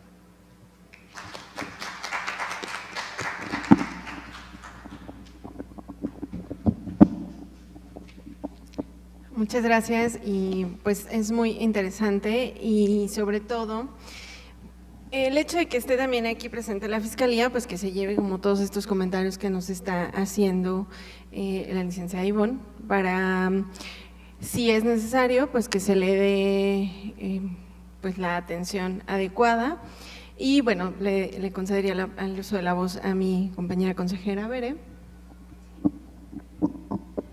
Gracias. Pues justo como la intención es hacer estos espacios de diálogo donde podamos compartir problemáticas y posibles propuestas, y la intención es que este es el primer ejercicio de otros espacios de discusión para que no sucedan esos encuentros solo en momentos estratégicos. Voy a abrir con estas preguntas, pero después vamos a dar el uso de la palabra a cada una de ustedes también por si quieren compartirnos preguntas entre quienes hemos estado participando en el espacio. Y una de ellas, la primera yo la dirijo a Itzayana, y es que yo he escuchado en distintos momentos con personas usuarias de los servicios de procuración e impartición de justicia, que la cárcel no empieza cuando se emite la sentencia, la cárcel empieza cuando inicia el proceso, el procedimiento penal, ¿sí? Entonces, ¿qué acciones desde la experiencia que tiene INSADE pudieran derivarse de la atención a una fiscalía en estos 3 momentos que nos estaba compartiendo Marisol, ¿no? El momento de la atención, que nos parece siempre como el más crítico, pero no es el único, y luego al momento de hacer la evaluación de riesgo, porque muchas mujeres que están siendo responsabilizadas de los delitos al mismo tiempo están en riesgo de ser violentadas por el otro lado, por la otra cara, de que vayan y te maten dentro o fuera de la cárcel mientras estás llevando el proceso. Y también ya cuando está llevándose a cabo la investigación, porque más allá de la decisión que pueda tomar una mujer de soy consciente de que mi pareja está involucrada en este tipo de delitos, permanezco ahí por muchas razones que también conocemos, por muchas razones, pero cuentan con información que las pone en riesgo y es un dilema también para ellas revelar o no revelar la información y hasta qué grado, porque no solo son ellas, son sus familias, son sus hijas, son sus hijos. ¿A quién involucras al momento en que se esté llevando a cabo? Porque sabemos que la institución dice, pues, diga todo lo que sabe para que podamos defenderle. Pues sí, pero la decisión no es tan sencilla. Entonces, en la experiencia que tiene INSADE, ¿qué acciones pensarían que puede derivar de una fiscalía para hacer este proceso de colaboración mucho más protector en términos de derechos humanos? Luego acudiría a las preguntas para Marisol, porque nos ilustra muchísimo la experiencia que nos cuentan desde dentro las mujeres de la fiscalía, ¿sí? Y coincide lo que nos has compartido en cuanto a esa dureza de la institución. Las fiscalías, los tribunales siguen siendo espacios masculinizados, espacios androcéntricos, fuertes, rígidos, duros. Y parece que necesitamos todavía muchísimo fortalecer la colaboración y el empuje, y es un poco la apuesta de Consejo Ciudadano, o sea, que no sea la voz aislada de quienes colaboran adentro de la Fiscalía que estén diciendo, oigan, es que hay que incluir la perspectiva de género con esta acción y esta medida y la dirección ya mandó la capacitación, sino desde afuera también hablar sobre que la misma necesidad que detectan dentro, esa misma necesidad también se ha detectado desde fuera de quienes reciben los servicios. Pero la pregunta serían, ¿qué tan sencillo está resultando que ustedes empujen esta transversalización respecto de la perspectiva de género en las distintas fiscalías? Sé que mucho se ha enfocado hacia la capacitación, pero ya de esta experiencia que tienen ustedes, donde se ha capacitado al personal, se cambió todo un modelo de formación desde el Instituto de Formación, ¿funciona o no funciona? ¿Qué más hace falta desde ahí, no? ¿Qué empujamos? ¿Empujamos espacios como estos? ¿Empujamos qué otra cosa? Los resultados sí nos los está dando la encuesta. Y me parece que una de las cuestiones, me adhiero y se adhiere el comentario que nos mandó Gail, a que tiene que ser mucho más explícita la información en el plan y el programa, y si no puede ser en ese documento, a lo mejor en otro material que podamos grabar desde el Consejo Ciudadano para difundir y que se entienda y adquiera sentido el plan de política y el programa de acción penal, el plan de política criminal, para dar claridad a la ciudadanía sobre por dónde le estamos haciendo, ¿sí? Entonces, ¿qué tanto ha sido así? Y también consultaría a propósito de lo que mencionabas de la evaluación de riesgo, porque el tema de las órdenes de protección es un tema con mayúscula, es un tema con mayúscula, se ha logrado este avance, pero ¿qué tan factible está resultando para la Fiscalía poder con la cantidad de peticiones de órdenes de protección que tienen frente a la capacidad humana e institucional para responder a todas esas peticiones, por el dato que nos decía Ivonne, ¿no? De 4 días hábiles para emitir la orden. Porque, pues, en el trabajo que hemos hecho en el Consejo Ciudadano de estar visitando las áreas de la Fiscalía, pues detectamos la necesidad de personal fuerte y grave. En su momento estuvimos impulsando o pugnando porque se introdujera más personal de servicio social para poder apoyar en algunas actividades a la Fiscalía. Claro que no se obtuvo el eco suficiente todavía para esta propuesta, pero es real la sobresaturación que hay en el trabajo. Entonces, si no es por el área de conseguir más personal, por ejemplo, a través de servicio social, que también tiene su curva de aprendizaje, ¿por qué otras vías? No sé, a lo mejor la experiencia que ustedes tienen de colaborar con instituciones como la Secretaría de Seguridad Pública, ¿no? ¿Qué tan factible les resulta a ustedes en órdenes de protección llamar a Secretaría de Seguridad Pública o les complica más el trabajo, ¿no? ¿Y por qué? O sea, ¿cuál es la salida? Y en términos de las preguntas para Ivonne, los protocolos, sí, me parece que siguen siendo muy generales para la experiencia específica de cada institución. Entonces, las autoridades que están atendiendo en barandilla, en los ministerios públicos, en las fiscalías, las que están en centros de atención a víctimas, no tienen toda esta tipología de situaciones de, pues, de repente siempre me llegan personas nacionales, ahora me llegó una persona migrante y no sabía qué hacer, porque no estaba pensado así, ¿no? Entonces, a lo mejor pensar en esa casuística, pero desde esa experiencia que tiene el grupo de acción, ¿conviene o no conviene construir los instrumentos en conjunto con autoridades o ustedes ya tienen instrumentos o rutas, ¿no? Entonces, no sé si mis colegas quisieran agregar más comentarios, preguntas para en una sola ronda que nos respondan. Sí. Yo agregaría una en relación con lo que dice la consejera Berenice. El año pasado se dio a conocer el modelo de atención integral a víctimas, que en su momento nos decían que tenía como objetivo capacitar al 100% de los servidores públicos y las servidoras públicas de la Fiscalía. Me gustaría preguntar si esto ya se logró y qué tanto ha servido y funcionado este modelo de atención. Dejaría, y no sé si las personas tengan alguna otra pregunta. A ver, se la pasamos acá.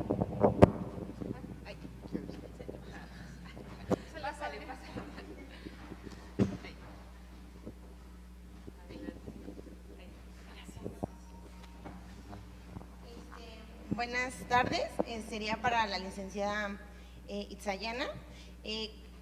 ¿Cuáles son los delitos por los que las mujeres están en estado de reclusión? Y para la licenciada Marisol, ¿a qué se ha enfrentado usted personalmente al entrar, al trabajar dentro de la Fiscalía?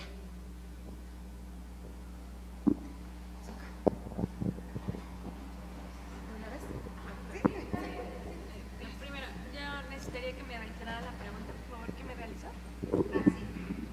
¿Qué acciones podrían venir desde una fiscalía para dar ese apoyo, acompañamiento protector a mujeres que están en un procedimiento penal, que ya están en centros de reclusión, pero que todavía, por ejemplo, no obtienen una sentencia, ¿no? Entonces, sigue dependiendo en muchos trámites de una fiscalía. Ok, respondiendo a su pregunta, en INSADE no damos acompañamiento ni hacemos litigio estratégico. Entonces, esta respuesta la voy a brindar desde mi perspectiva, no desde INSADE, ¿no?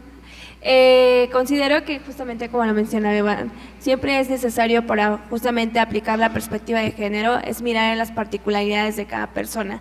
En ese sentido, sí se tendría que enlistar, o mejor dicho, mirar hacia cada uno de los, desde el área que considero de trabajo social y psicología, sí ver un estudio socioeconómico de en qué situación se encuentra cada persona, porque las situaciones socioeconómicas de cada una no son las mismas, y sobre todo también porque a las mujeres no solamente les pesa el hecho de estar en prisión, sino las personas que dejan detrás, es decir, a sus familias, ¿no? Porque no solamente encarcelas a la mujer que está en proceso, sino también a toda su familia, incluida a hijos, madres.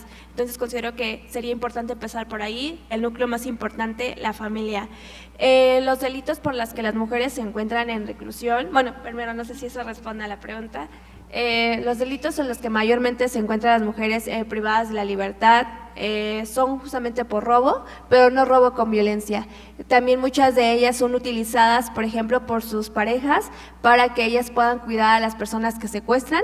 Muchas de ellas también son utilizadas, como también lo comentaba Iván, como las llamadas mulas, para que puedan transportar la droga incluso dentro de sus cuerpos. Y muchas también de ellas están relacionadas con los delitos de violencia. Entonces también hay una manera en que también muchas mujeres de ellas que están en prisión han sido investigadas por tentativa de feminicidio, porque la violencia se ha dado dentro de sus familias. Sin embargo, hay todo un desconocimiento por parte de las mujeres que están privadas de la libertad o que justamente están en proceso, si realmente ellas están cometiendo la tentativa de feminicidio, cuando en realidad no había ese antecedente, ¿no? Entonces también creo que es importante poner sobre la mesa que es importantísimo poder llevar desde la Fiscalía una capacitación para las mujeres que se encuentran en proceso sobre el debido proceso, sobre cuál es el delito que se te está imputando y por cuál está siendo investigada debido a este desconocimiento sobre la ley y las nuevas leyes que se han impuesto.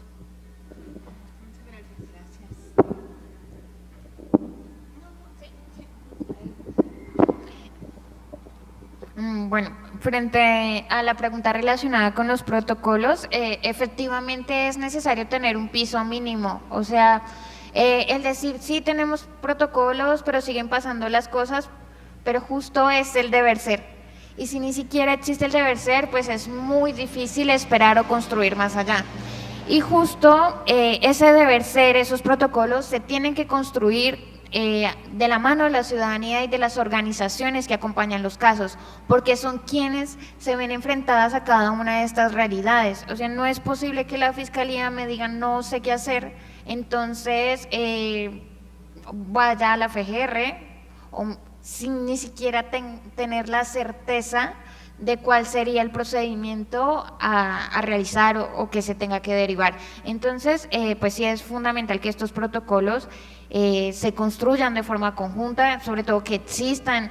Yo también me uno a lo que menciona la maestra Berenice, es muy importante en temas de órdenes de protección que también exista ya unos criterios homologados de trabajo interinstitucional, de cómo se maneja el tema de la implementación, el tema sobre todo del seguimiento, porque a veces las órdenes se quedan en eso, en que las implemento pero nunca doy seguimiento si el riesgo aumentó, si el riesgo disminuyó, sino que solamente cumplo con girar el oficio o emitir la orden de protección o medida de protección, pero no se da un seguimiento. Entonces, justo también en este tema es muy importante los protocolos, que se sepa cómo se debe hacer, a qué autoridad le corresponde, bajo qué estándares se tiene que realizar la atención y los criterios de riesgo, no solamente reduciéndolo a temas también de violencia familiar, porque sí es uno de los temas más importantes en violencia de género, pero hay todos otros temas de violencia en otros espacios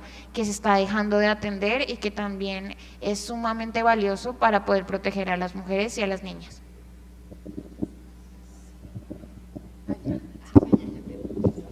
Gracias. Híjole. Me voy a juntar dos preguntas, que esta parte de las dificultades que hemos tenido en la transversalización de la perspectiva de género, y unido con esta pregunta que me hacían del reto personal. así. O sea, sí, Ah, nosotros a sí. pegarlo para que se escuche. Ah, sí, perdón. Face. Sí, micrófonos y yo no somos amigos. A ver, me gustaría empezar un poco por reto personal y después en esta parte de la transversalización. Yo no tengo carrera en la fiscalía. Ese es un tema. Y yo creo que una mujer o una ministerio pública que sí tiene carrera en la fiscalía, también tiene toda una historia de cómo ha logrado desde entrar como servidora social a ser titular de su propia mesa o incluso convertirse en responsable de agencia. Y son historias que son como de 40 años de trabajo. Y la mía es en el sentido de que en el momento en el que uno es outsider, pues uno no, como que es extraño, ¿saben? Y en mi caso en específico respecto a la perspectiva de género, es que como era mujer, claramente mis temas eran solo víctimas. Claramente. Así, investigación, no, ella no sabe. Pero sobre víctimas sí, claramente. Entonces, es estos estereotipos con los que entras a las instituciones. Y claramente, soy buena hablando con víctimas, o sea, sí. Pero pues eso no me define como profesionista y no me define como abogada mujer que entra a trabajar en una fiscalía. Entonces, pelear contra estos estereotipos fue complicado. Y luego, ya un poco personal, pero que ya se una más en esta parte de la transversalización, es no ser la loca hablando, ¿saben? Así como de, sí, es que ella dijo eso, pero eso es extraño y poco concordante con la fiscalía. Y al final ese es el reto en general que tenemos con la transversalización. Cada área de la fiscalía es un mundo, cada área. ¿Sí? Yo no les puedo, incluso las territoriales, yo no les puedo decir que todas las fiscalías territoriales que tenemos en la ciudad son iguales. Son un mundo de diferencia, todas las fiscalías que tenemos en específico. Y uno piensa que terminó de entender una fiscalía de, sí, ya la entendí, ya sé cómo funciona este lugar. Y después entras a otro lugar y te das cuenta de que hay toda una lógica de trabajo, personalidades tan distintas, necesidades tan específicas, una resistencia histórica, o sea, no es, o sea, hablando hacia las personas que laboramos en lugares, ¿no? O sea, si yo llevo laborando tanto tiempo, es complicado que cambie yo de perspectiva. Y esas resistencias, esas lógicas individuales, una institución que pues, no tiene 4 años, es una institución que tiene décadas. Y es difícil estar en ese tipo de instituciones y es difícil tener la batuta de, pues vamos a hacer cosas para hacer un cambio.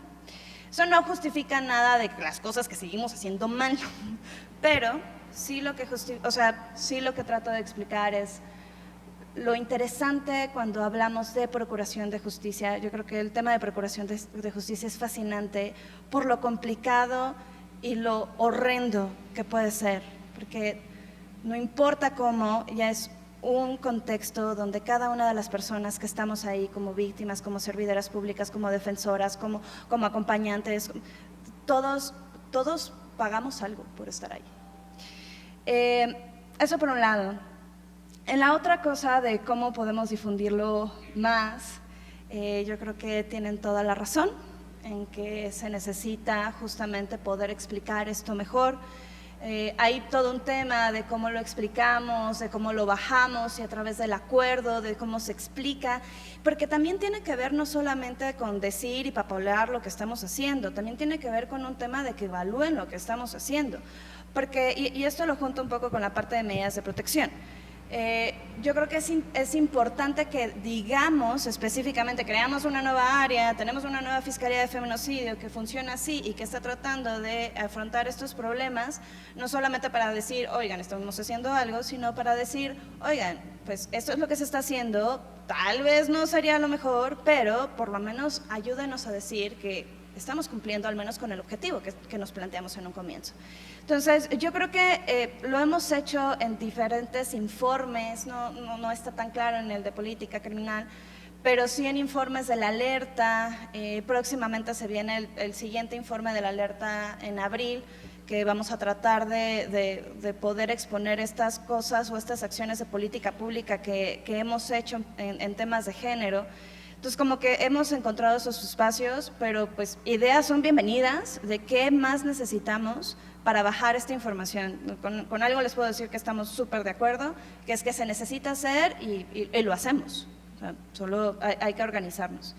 Y en este tema de las medidas de protección, ahí nada más quisiera hacer una pequeña acotación, porque yo siento que el tema de medidas de protección necesitamos abordarlo bastante amplio, no solamente en las omisiones que se podrían tener como autoridad, sino también la lógica de las medidas, que ahí tenemos un mar de opiniones.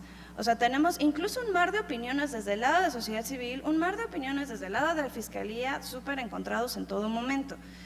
Tenemos dos regímenes de medidas de protección y para eso hay que entender cómo surgen, que es la parte de la que tiene que dar el Ministerio Público, porque es el que está enfrente de la víctima, y el régimen excepcional que yo le llamo, que es el de los centros de justicia, que se creó justamente en, ¿qué fue? ¿2011?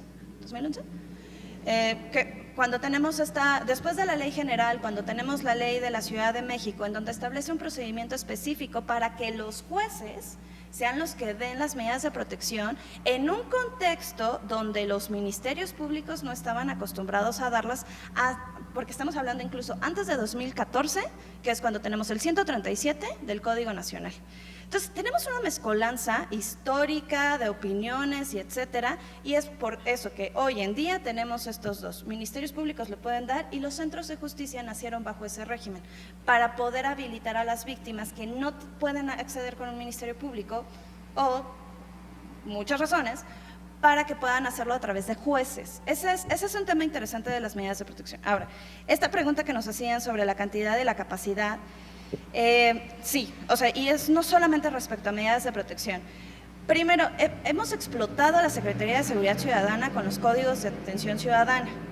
Y eso es una responsabilidad compartida no solamente desde el lado de Secretaría Ciudadana, sino también de la Fiscalía, de por qué, de cómo estoy entendiendo la medida de protección y lo estoy dando como un paracetamol.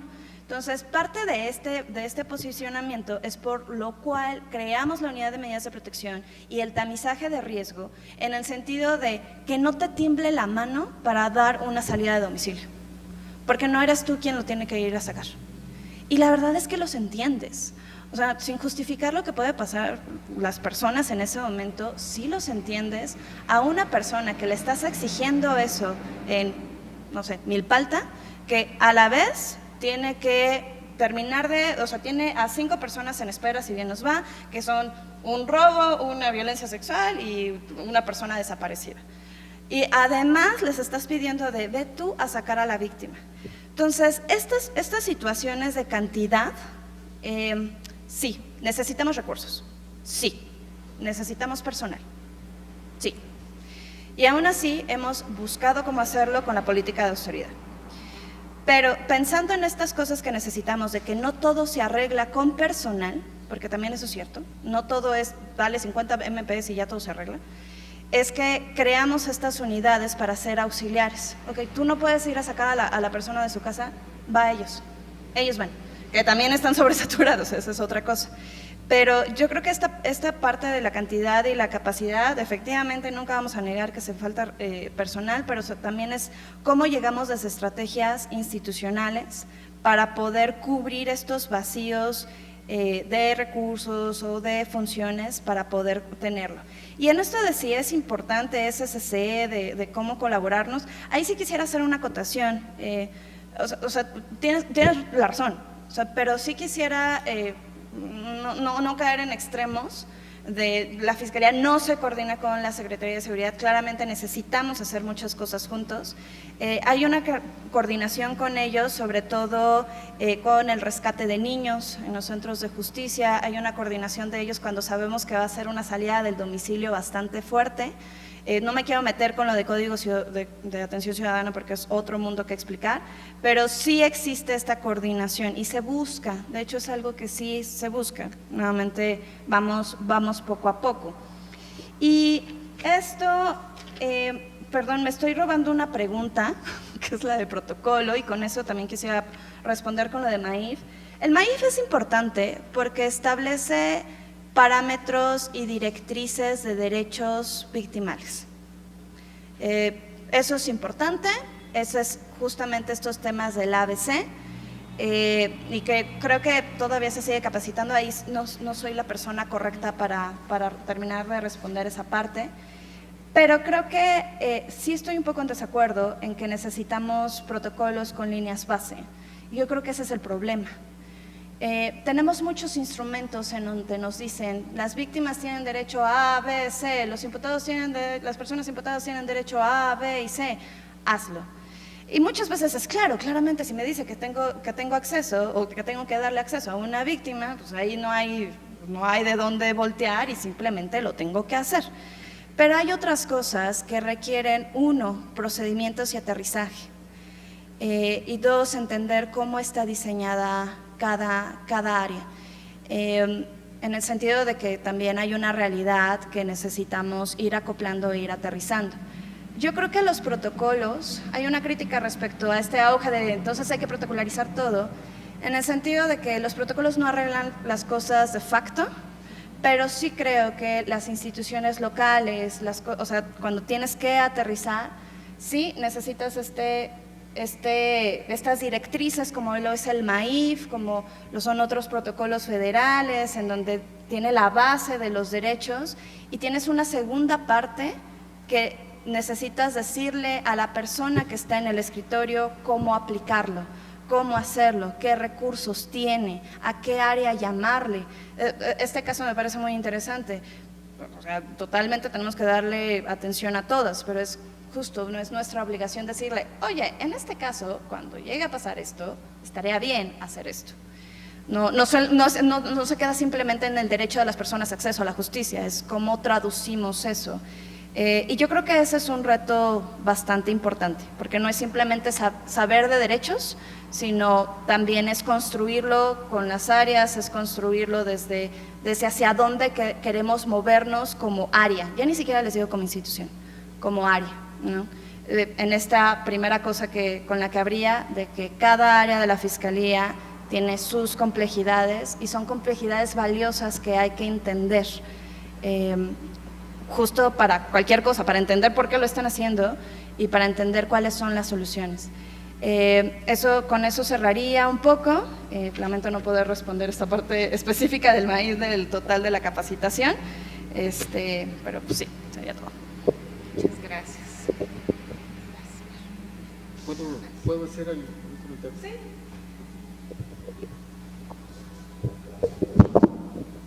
Con la venia, señor presidente, compañeros consejeros, invitadas a esta reunión de Mujeres y Justicia. Tan solo de manera muy breve, hacer un comentario respecto de que la Fiscalía General de Justicia de hoy, desde luego no es la Procuraduría General de Justicia de ayer. Y esta es una institución que transforma, es una institución que devora. Durante muchos años se ha insistido en cambiar a los servidores públicos de la institución. Y tan devora que quienes trabajamos ahí, cuando llegan nuestros jefes que vienen de otros lados y no de una carrera como quisiéramos, son ellos los que cambian, porque nosotros los cambiamos, porque nosotros les decimos qué hacer y cómo hacerlo, porque no tienen ni idea de lo que están haciendo. ¿Cómo voy a transformar una institución si no sé lo que ahí se hace? Y por otro lado, pues decirles que el interior de la propia Fiscalía hoy se puede concluir en que le falta coordinación, pero le falta una coordinación interna entre los que ahí trabajan, entre los que ahí todos los días están dando su extraordinario esfuerzo, pero que de alguna manera no se difunde, no se sabe, y que entre ellos mismos, y lo digo porque fueron 45 años de pasarme en las fiscalías, tanto locales como federales, esas coordinaciones no existen, y no existen porque en las propias instituciones no hay confianza entre los mismos servidores públicos. Cuando iniciaron las medidas de protección, en aquel tiempo no se denominaban de esa manera, pero empezaron a llegar las órdenes de jueces para que la fiscalía tomara esa actividad y fuera responsable. ¿Qué fue lo que generó?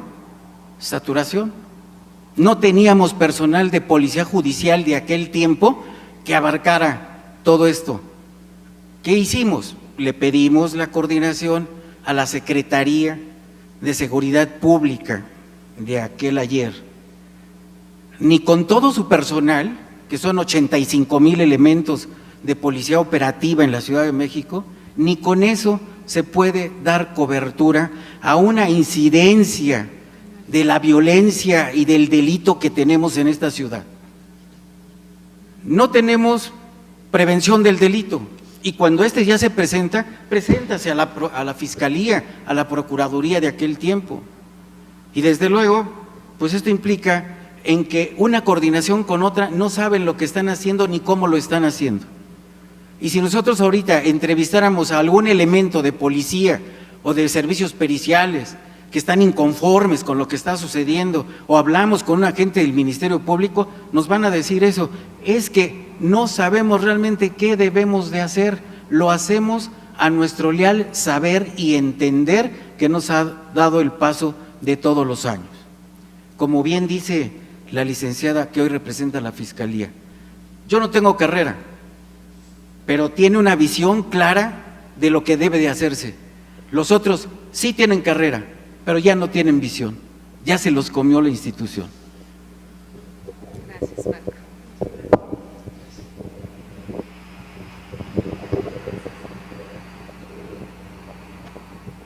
Ay, acá estaba. Ay, el otro. Pues no sé si alguna o alguno quiera hacer algún otro comentario. ¿No? Bueno, pues yo solamente concluiría haciendo los últimos comentarios que se han hecho por parte de las ciudadanas y los ciudadanos en materia de el desarrollo efectivo de la perspectiva de género en la Procuración de Justicia. Y bueno, los últimos que llegaron fueron que las acciones son innovadoras, que las acciones implementadas tienen un impacto importante en la cultura de denuncia de las mujeres, que es un modelo bueno y certero, derivado de la atención prioritaria que pone a la víctima al centro, que la Fiscalía ha realizado diversas acciones para atender a las víctimas con calidad y calidez, así como fomentar la cultura de la denuncia, que es un buen modelo, ya que la creación de agencias especializadas otorga un mejor seguimiento a las víctimas y que se han esforzado mucho por capacitar al personal. Sin embargo, están muy bien estos comentarios, pero seguimos viendo que sigue habiendo muchas acciones que faltan por hacer. Y retomaría lo que mencionaba la consejera Bere hace un momento, en que tanto el programa de política criminal como el programa de persecución penal son dos documentos muy técnicos y a nosotros como consejo nos toca hacerlo digerible para la ciudadanía. ¿Y por qué es importante para nosotras y nosotros como consejeros hacerlo digerible? Porque así la ciudadanía tiene una participación activa en estas tomas de decisiones, que al final la intención es que se vean reflejadas en las acciones que va a llevar a cabo la propia Fiscalía para llevar a cabo estas acciones. Y también porque desde mi punto de vista es una apropiación de espacios, una participación activa y una apropiación de acciones.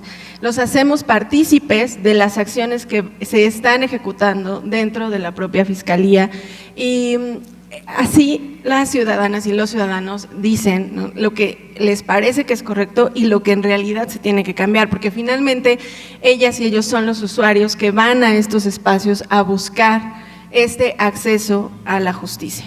Y lo que queremos y nosotras buscamos como consejo es ser un puente entre la ciudadanía y la Fiscalía, y que en ese sentido pues también existan y se sigan haciendo estas mesas de diálogo donde pues se siga participando para que se puedan hacer reales y concretas estas acciones que se llevan o se llevarán a cabo. Bueno, pues si no tienen algún otro comentario, le cedo la palabra a mi compañero Rodolfo. Gracias. Bueno, resulta indudable que después de escuchar a nuestras ponentes,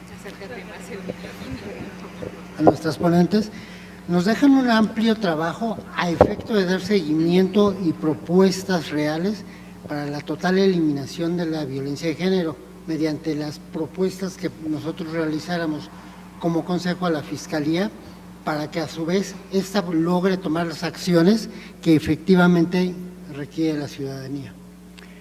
Por lo que este Consejo Ciudadano, integrado por las maestras Berenice, Mariana, por el maestro Marco, por el maestro Mateo, que se tuvo que retirar, y un servidor, Rodolfo Hernández, agradecemos su participación, su intervención en este foro, así como damos un especial agradecimiento al Congreso de la Ciudad de México por habernos apoyado en la realización del mismo. En consecuencia, siendo las 12:30 del 20 de marzo de 2024, se da por concluido el presente foro. Gracias.